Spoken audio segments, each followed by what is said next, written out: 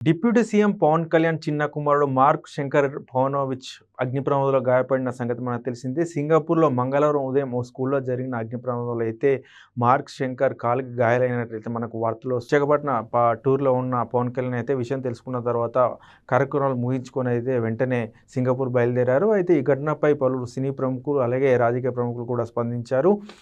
CM Chandrababu Naidu కూడా దీనిపై tweet చేశారు. పవన్ కళ్యాణ్ చిన్న కుమారుడు మార్క్ శంకర్ అగ్ని ప్రమాదంలో గాయపడడం బాధాకరం. ఆయన త్వరగా కోలుకోవాలని చెప్పేసి కూడా చంద్రబాబు నాయుడు ట్వీట్ చేయడం జరిగింది. అలాగే మంత్రి నారా లోకేష్ కూడా దీనిపై స్పందించారు.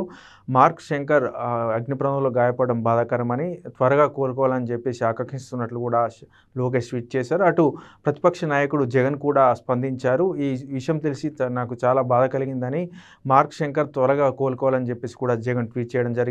అయితే మార్క్ శంకర్ పెద్దనాన్న చిరంజీవి కూడా, మెగాస్టార్ చిరంజీవి కూడా దీనిపై స్పందించారు. ప్రస్తుతం మార్క్ శంకర్ బాగానే ఉన్నాడని, కాళ్లకు స్వల్ప గాయాలయ్యాయని చెప్పేసి కూడా చిరంజీవి తెలపడం జరిగింది. అలాగే ఈ ఘటనపై కేంద్ర మంత్రి బండి సంజయ్ కూడా స్పందించారు.